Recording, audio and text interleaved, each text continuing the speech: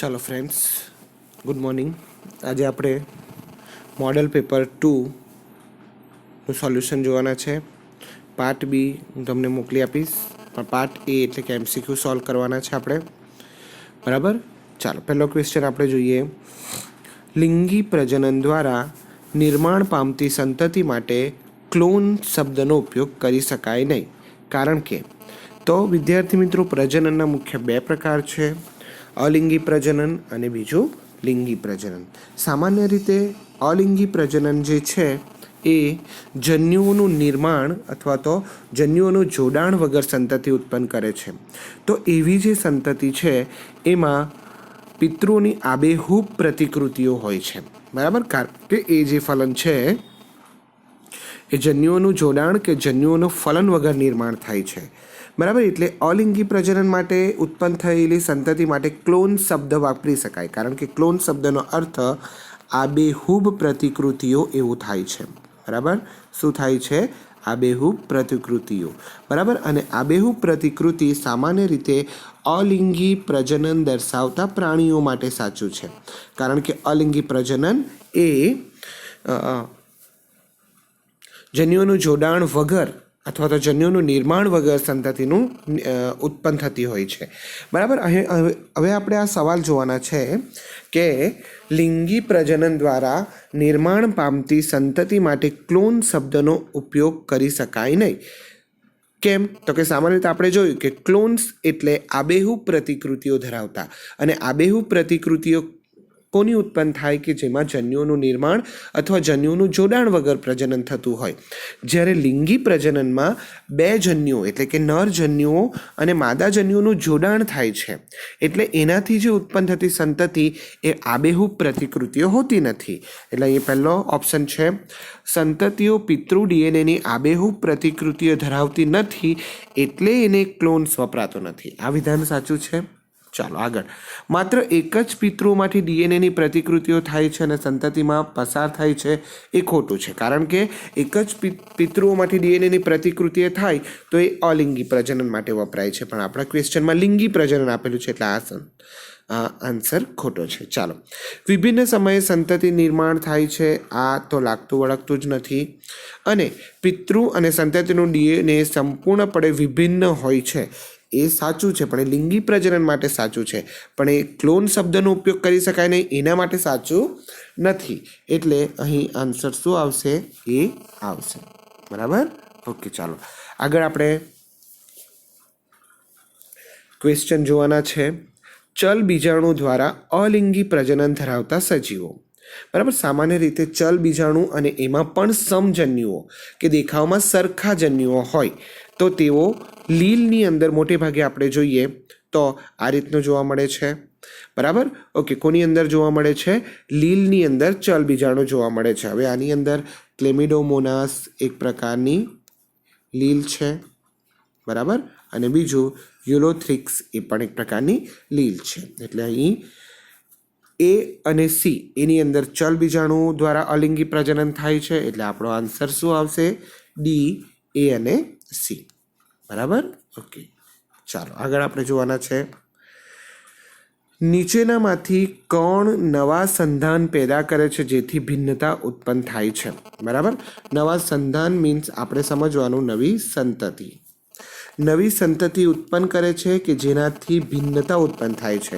સામાન્ય રીતે અલિંગી પ્રજનનમાં કોઈ પણ પ્રકારની ભિન્નતા ઉત્પન્ન થતી નથી, પણ લિંગી પ્રજનન દર્શાવતા પ્રાણીઓમાં ચોક્કસ પ્રકારની ભિન્નતાઓ જોવા મળે છે. બરાબર, અને આપણે પહેલો જ ક્વેશ્ચન જોઈ ગયા કે અલિંગી પ્રજનનમાં નવી સંતતિ ઉત્પન્ન થતી નથી, પરંતુ પિતૃની આબેહૂબ પ્રતિકૃતિઓ હોય છે. બરાબર, અને અહીંયા એવું આપેલું છે કે નીચેનામાંથી નવો સંતાન ઉત્પન્ન થાય છે જે ભિન્નતા ઉત્પન્ન કરે છે. સામાન્ય રીતે વાનસ્પતિક પ્રજનન એક અલિંગી પ્રજનનનો પ્રકાર છે. અસંયોગી જનન પણ ફલન વગર નવા સજીવનું નિર્માણ થાય છે. બરાબર, એટલે આ બંને ઓપ્શન ખોટા. બરાબર, એટલે સાચો આન્સર શું આવશે? લિંગી પ્રજનન. કારણ કે બે જુદા જુદા જન્યુઓ એકબીજા સાથે જોડાય છે ત્યારે નવી સંતતિ ઉત્પન્ન થાય છે, અને નવી સંતતિ માતૃકોષ અને પિતૃકોષની આબેહૂબ પ્રતિકૃતિઓ, એટલે કે માતૃ અને પિતૃની આબેહૂબ પ્રતિકૃતિઓ હોતી નથી અને ભિન્નતા ઉત્પન્ન કરે છે. એટલે અહીં આન્સર શું આવશે? સી આવશે. બરાબર, ચાલો આગળ. કોલમ 1 અને કોલમ 2. બરાબર, ઓકે. તો કોલમ એ અને કોલમ બી સાથે આપણે જોડવાનું છે. અહીં કોલમ એમાં પરાગનયનનું નામ છે અને કોલમ 2માં કોના દ્વારા પરાગનયન થાય એના આધારે છે. ચાલો સૌથી પહેલાં આપણે જોઈએ આ બાજુ. પાણી દ્વારા જે પરાગનયન થતું હોય એને આપણે હાઇડ્રોફિલી કહીએ છીએ. એટલે હા, બીજું પહેલેથી જ આપણે જોઈએ એનિમોફિલી. એનિમોફિલી એટલે સામાન્ય રીતે એનિમલ એટલે કે પ્રાણી દ્વારા જે પ્રજનન થતું હોય, પરાગનયન થતું હોય, સોરી પ્રજનન નથી, અહીંયા પરાગનયનના પ્રકાર છે. તો પ્રાણી દ્વારા પરાગનયન થતું હોય તો એને આપણે એનિમોફિલી કહીએ છીએ. એટલે અહીં આપણે જોઈએ તો એ સાથે શું આવશે? એક્સ આવશે. હવે એ સાથે એક્સ આવે એવા 3 ઓપ્શન છે, એ, બી અને ડી. એટલે આપણો સી ઓપ્શન અહીં રોંગ છે. હવે આપણે 3માંથી જ પસંદ કરવાના છે. એટલે બીજું જોઈએ આપણે હાઇડ્રોફિલી. હાઇડ્રોફિલી એટલે આપણને હાઇડ્રો એટલે પાણી. બરાબર, એટલે બી સાથે શું આવશે? એક્સ. પાણી દ્વારા જે પ્રજનન થતું હોય, બી સાથે ડબલ્યુ આવશે, તો એને આપણે હાઇડ્રોફિલી કહીએ છીએ. પ્રાણી દ્વારા પરાગનયન થતું હોય તો એને આપણે પાણી દ્વારા પરાગનયન થતું હોય તો એને હાઇડ્રોફિલી કહીએ છીએ. તો બી સાથે ડબલ્યુ આવશે, અને બી સાથે ડબલ્યુ આવે તો ઓપ્શન એ પણ કેન્સલ થઈ જાય છે અને ઓપ્શન ડી પણ કેન્સલ થઈ જાય છે. એટલે હવે આપણે બાકીનું ન જોઈએ તો પણ આપણો આન્સર બી સાચો છે એમ કહીએ. તેમ છતાં આપણે એક વખત એને ચેક કરી લઈએ. ઝૂફિલી એટલે સામાન્ય રીતે પ્રાણીઓ દ્વારા પ્રજનન. બરાબર, એ સાથે એક્સ. એનિમોફિલી એટલે પવન દ્વારા, હાઇડ્રોફિલી એટલે પાણી દ્વારા, અને ઝૂફિલી એટલે પ્રાણી દ્વારા. એટલે સી સાથે ઝેડ આવશે, અને એન્ટોમોફિલી એટલે કીટકો દ્વારા, ડી સાથે વાય. બરાબર, એટલે આપણો આન્સર શું આવશે? બી આવશે.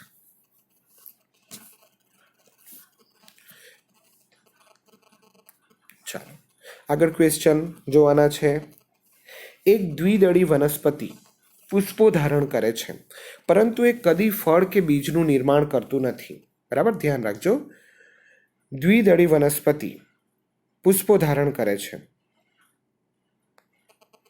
બરાબર, પરંતુ તે કદી ફળ અને બીજનું નિર્માણ કરતું નથી. તો ઉપયુક્ત પરિસ્થિતિ માટે નીચેનામાંથી કયું? બરાબર, હવે પ્રજનનને આધારે આપણે એકલિંગી પુષ્પ હોય તો એમાં એકસદની અને દ્વિસદની 2 પ્રકાર પડે છે. જ્યારે લિંગી એક જ પુષ્પમાં બંને અંગો હોય તો એને દ્વિલિંગી કહીએ છીએ. એટલે ટૂંકમાં આમાં ગૂંચવાઈ નહીં જવાનું. દ્વિદળી વનસ્પતિઓ એ દ્વિસદની પણ હોઈ શકે અને એકસદની પણ હોઈ શકે. સામાન્ય રીતે એકસદની વનસ્પતિ અને દ્વિસદની વનસ્પતિ એકલિંગી પુષ્પો ધારણ કરતા હોય તો એને આપણે એકસદની અથવા દ્વિસદની કહીએ છીએ. હવે દ્વિસદની એટલે કે એક વનસ્પતિ પર નર પુષ્પ છે અને એક વનસ્પતિ પર માદા પુષ્પ છે. સમજો હા, માદા પુષ્પ છે આ, અને આ નર પુષ્પ છે. બંને અલગ અલગ વનસ્પતિ પર છે. બરાબર, હવે આપણને સામાન્ય રીતે ખબર છે કે પરાગનયન માટે પરાગરજ એટલે પુકેસરની પરાગરજ સ્ત્રી કેસરના પરાગાસન પર જઈને બેસે. એટલે ફલનની ક્રિયા જે છે એ માદા વનસ્પતિ પર થશે. એટલે દ્વિસદની વનસ્પતિ અને માદા પુષ્પ ધારણ કરતી વનસ્પતિ એ બીજનું નિર્માણ કરી શકે, પરંતુ દ્વિસદની અને નર પુષ્પ ધરાવતી વનસ્પતિમાં પરાગનયન થતું નથી. બરાબર, એટલે તેઓ ફળ કે બીજનું નિર્માણ કરી શકતા નથી. એટલે અહીં આપણે કહી શકીએ કે દ્વિસદની અને નર પુષ્પ કે જેના ઉપર પરાગરજ જ છે અને પરાગરજ ઉડીને માદા પુષ્પ પર જાય છે અને પરાગનયન જે પછીની જે ક્રિયા છે એ માદા પુષ્પ પર જ થાય છે. એટલે માદા પુષ્પ બીજ ધારણ કરે છે, ફળ ઉત્પન્ન કરી શકે છે દ્વિસદનીમાં, પણ નર વનસ્પતિ એ ફળ કે બીજનું નિર્માણ કરી શકતી નથી. એટલે અહીં તમે આ જોઈ શકો છો કે વનસ્પતિ દ્વિસદની છે પણ નર પુષ્પ જ ધરાવે છે, તો એની અંદર પરાગનયન થતું જ નથી, અને પરાગનયન થતું જ નથી એટલે પછીની ક્રિયા જે થતી જ નથી, એટલે બીજ નિર્માણ. એટલે આન્સર ડી આપણો સાચો. હવે બીજા આન્સર પણ આપણે ચેક કરી લઈએ. વનસ્પતિ દ્વિસદની છે અને માત્ર માદા. તો આપણે અંદર જોયું કે વનસ્પતિ માદા હોય, દ્વિસદની એટલે માદા પુષ્પ જ છે, પણ એની અંદર પરાગનયન તો થાય છે, પછીની ક્રિયા તો થાય છે, એટલે આ તો બીજ અને ફળનું નિર્માણ કરે છે. વનસ્પતિ દ્વિસદની છે, નર પુષ્પ અને માદા પુષ્પ બંને પ્રકારના ધરાવે છે. તો આ તો વ્યાખ્યા જ ખોટી છે, કારણ કે નર પુષ્પ અને માદા પુષ્પ બંને એક જ વનસ્પતિ પર હોય તો એને આપણે શું કહીએ છીએ? એક સદની વનસ્પતિ કહીએ છીએ, દ્વિસદની વનસ્પતિ જ નથી કહેતા. બરાબર? ઓકે, ચાલો ત્યાર પછી સી ઓપ્શન છે એક સદની. એક સદની એટલે આપણને બધાને ખબર છે કે એક જ વનસ્પતિ પર બંને પુષ્પો છે, નર પુષ્પ અને માદા પુષ્પ બંને છે, એટલે આ ત્રણ ઓપ્શન ખોટા, અને આપણો સાચો ઓપ્શન શું આવશે? વનસ્પતિ દ્વિસદની છે અને માત્ર નર પુષ્પ ધરાવતી હોય તો એવી વનસ્પતિમાં પરાગનયન ફલન એ ક્રિયા જ નથી થતી, એટલે કદી ફળ અને બીજ, હા પરાગનયનની ક્રિયામાં ભાગ લે છે પણ એની અંદર પરાગનયન પછીની જે ક્રિયા છે ફલન, એ ક્રિયા થતી નથી અને પરિણામે ફળ કે બીજનું નિર્માણ થતું નથી. એટલે આપણો આન્સર શું આવશે? ડી આવશે. ચાલો, નીચેના પૈકી કયા ભાગમાં 23 રંગસૂત્રો હોય છે? ચાલો, પહેલું શુક્રકોષ માતૃકોષ, એટલે કે શુક્રકોષ ઉત્પન્ન કરતો માતૃકોષ, એની અંદર અડધાની એ 2n પ્રકારનો કોષ છે. બરાબર? ફલિતાંડ પણ n+n = 2n થાય છે, એટલે 2n છે એટલે 2 × 23, એટલે આની અંદર તો 46 છે. અહીંયા પણ 2 × 23 એટલે આની અંદર 46 છે. ચાલો, દ્વિતીય પૂર્વ અંડકોષ છે. ધ્યાન રાખજો, અહીં અંડકોષ છે અને અંડકોષનું નિર્માણ અર્ધીકરણ દ્વારા થાય છે, એટલે અંડકોષ હંમેશા કેવા પ્રકારનો હશે?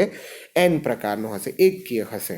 એટલે એની અંદર કેટલા રંગસૂત્રો હશે? ફક્ત 23. જ્યારે માતૃ અંડકોષ જે છે 2n પ્રકારનો છે, એટલે 2 × 23 = 46. બરાબર? એટલે શુક્ર માતૃકોષની અંદર પણ 46 રંગસૂત્ર હશે, ફલિતાંડની અંદર પણ 46 રંગસૂત્ર હશે, અને માતૃ અંડકોષની અંદર પણ 46 રંગસૂત્ર હશે. અને દ્વિતીય પૂર્વ અંડકોષ કે જે એકકીય રચના ધરાવે છે એની અંદર ફક્ત 23 રંગસૂત્ર હશે. એટલે આપણો આન્સર શું આવશે? સી એ આપણો આન્સર આવશે. ચાલો, નરમાં આદિશુક્રકોષો અને સર્ટોલી કોષો ધરાવતું સ્થાન. તો બંને શુક્રકોષો, આદિશુક્રકોષો અને સર્ટોલી કોષો ધરાવતું સ્થાન સામાન્ય રીતે આપણે જોઈએ તેનું ઉત્પત્તિ સ્થાન છે, અને એનું ઉત્પત્તિ સ્થાન ક્યાં છે? શુક્રોત્પાદક નલિકામાં છે. એટલે આન્સર શું આવશે? એનો બી આવશે. બરાબર? ચાલો, નર પ્રજનન તંત્રમાં શુક્રકોષોનો વહનનો સાચો માર્ગ કયો? તો સૌથી પહેલાં શુક્રોત્પાદક નલિકા આવશે, એટલે આપણી પાસે પહેલાં જે બે ઓપ્શન છે ખોટા થઈ ગયા. શુક્રોત્પાદક નલિકાવાળા આન્સર બે જ છે, સી અને ડી. બરાબર? શુક્રોત્પાદક નલિકામાંથી શુક્રપિંડમાં હોય છે, શુક્રપિંડમાંથી શુક્રવાહિકા, ત્યાર પછી અધિવૃષણ નલિકા, શુક્રવાહિની, સ્ખલન નલિકા, મૂત્રમાર્ગ અને યુરેથ્રસ મીટસ. આ માર્ગ એનો ચોક્કસ માર્ગ છે, જ્યારે એ શુક્રોત્પાદક નલિકા પછી શુક્રપિંડ હોય છે પણ એ શુક્રવાહિકા આપેલું છે, એટલે આ આન્સર ખોટો. બરાબર? એટલે ચોથામાં આ ક્વેશ્ચનમાં આન્સર શું આવશે? સી આવશે. ઝિફ્ટ પદ્ધતિને અનુલક્ષીને સાચું વિધાન પસંદ કરો. ઝિફ્ટ એટલે કે ઝાયગોટ ઇન્ટ્રાફેલોપિયન ટ્રાન્સફર. બરાબર? સામાન્ય રીતે ઝિફ્ટ એમાં દાતા સ્ત્રીમાંથી ફલિતાંડ એટલે કે ફલિતાંડ પ્રાપ્ત કરવામાં આવે અથવા તો ફલિતાંડનું નિર્માણ બહાર કરવામાં આવે. બરાબર? IVF પદ્ધતિ, તો એને આપણે ઝિફ્ટ પ્લસ IVF કહીએ છીએ. બરાબર? તો ફલિતાંડનું નિર્માણ બહાર કરવામાં આવે અને એ ફલિતાંડને ડાયરેક્ટ અંડવાહિનીમાં ટ્રાન્સફર કરવામાં આવે. તો જો અંડવાહિનીમાં ટ્રાન્સફર કરવામાં આવે તો એને આપણે ઝિફ્ટ કહીએ છીએ. બરાબર. ઓકે, એટલે એનું નામ જ છે કે ઝાયગોટ એટલે યુગ્મનજ, ઇન્ટ્રાફેલોપિયન એટલે ફેલોપિયન એટલે અંડવાહિનીમાં, ટ્રાન્સફર એટલે ઝાયગોટ ઇન્ટ્રાફેલોપિયન ટ્રાન્સફર. બરાબર, ઝાયગોટ ઇન્ટ્રા ફેલોપિયન ટ્રાન્સફર. બરાબર, ફેલોપિયન એટલે અંડવાહિનીમાં ટ્રાન્સફર કરવામાં આવે. યુગ્મનજને ફેલોપિયનમાં ટ્રાન્સફર કરવામાં આવે તો એ પદ્ધતિને આપણે શું કહીએ છીએ? Zygote intrafallopian transfer. હવે એના માટે સાચું વિધાન પસંદ કરવાનું છે. પહેલું વિધાન છે, દાતા સ્ત્રીમાંથી અંડકોષ પ્રાપ્ત કરી ફલન નિર્માણ માટે ફેલોપિયન નલિકામાં દાખલ કરવામાં આવે. તો ફેલોપિયન નલિકાની અંદર ફલિતાંડનું નિર્માણ કરવાનું હોય તો એ પદ્ધતિને આપણે ગિફ્ટ કહીએ છીએ. ચાલો, બીજું છે, દાતા સ્ત્રીમાંથી ફલિતાંડ પ્રાપ્ત કરીને ફેલોપિયન નલિકામાં દાખલ કરીએ. તો ફલિતાંડને ડાયરેક્ટ આપણે ફેલોપિયન નલિકામાં દાખલ કરીએ તો એ ને ગિફ્ટ કહીએ છીએ. બરાબર, ઓકે, એટલે આન્સર બી એ સાચો છે. ચાલો, સી, ફલિતાંડ પ્રાપ્ત કરીને ગર્ભાશયમાં મૂકવામાં આવે તો એને આપણે ઇક્સી અથવા તો આઈવીએફ કહીએ છીએ. બરાબર, એટલે એ ઓપ્શન ખોટો.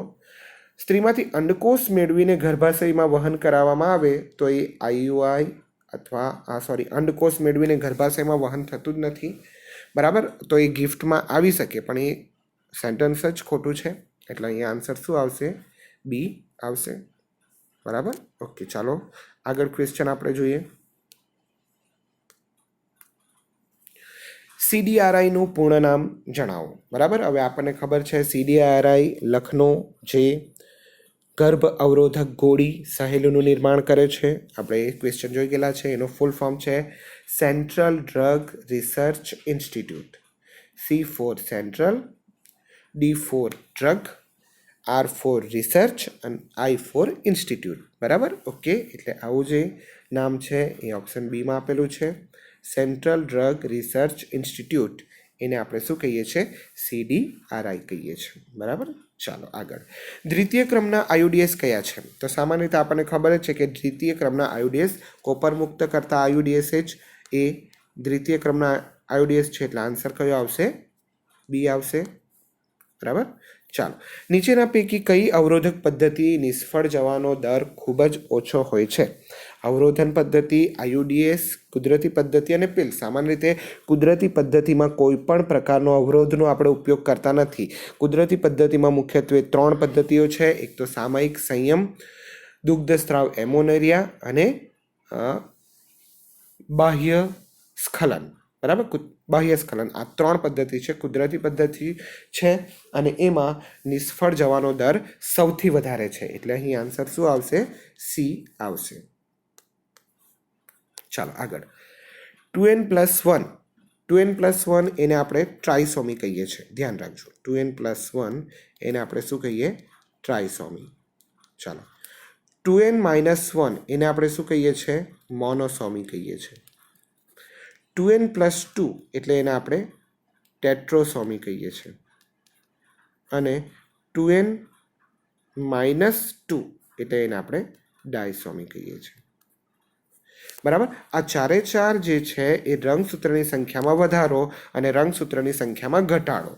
એક રંગસૂત્રની સંખ્યામાં વધારો ઘટાડો, 2 રંગસૂત્રની સંખ્યામાં વધારો ઘટાડો, તો એને આપણે એન્યુપ્લોઇડી કહીએ છીએ. શું કહીએ છીએ? એન્યુપ્લોઇડી. પોલીપ્લોઇડી એટલે એનો મતલબ 2n ની જગ્યાએ 3n ગુણકમાં વધારો થતો હોય, 4n 5n, તો એ બધી જે પ્લોઇડી છે એને આપણે પોલીપ્લોઇડી કહીએ છીએ. 2n 3n 4n 5n.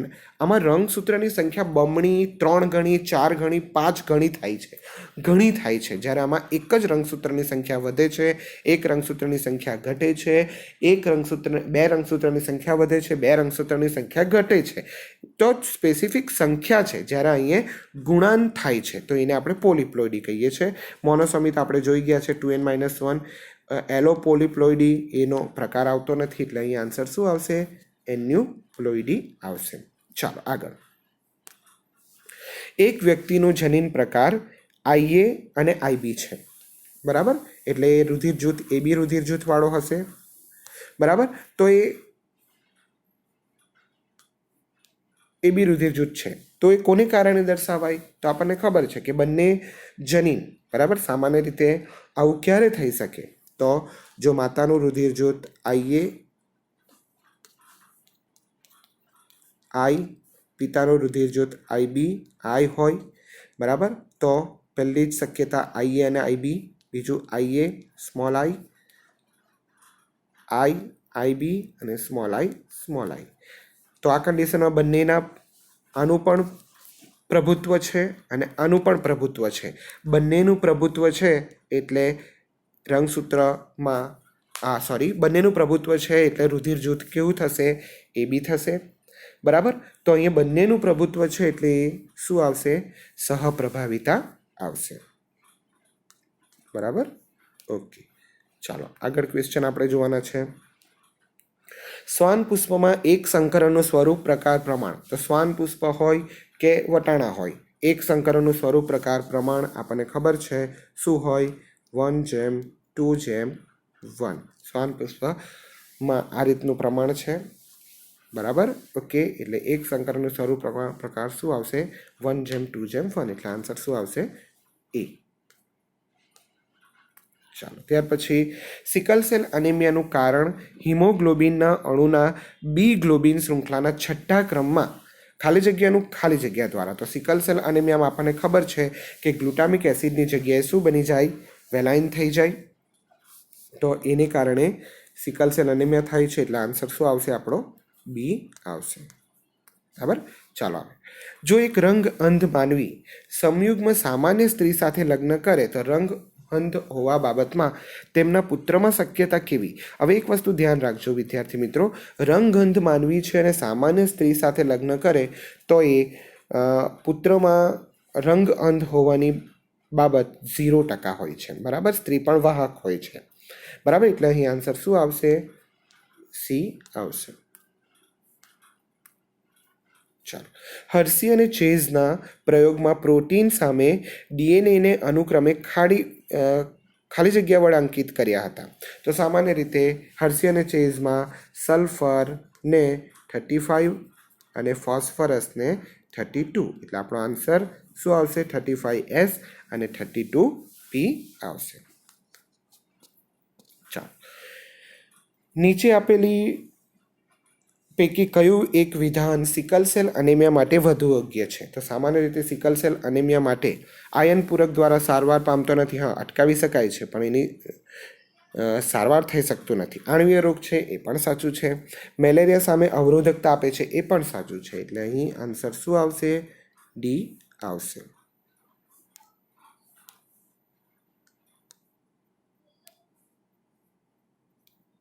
બરાબર. ચાલો આગળ.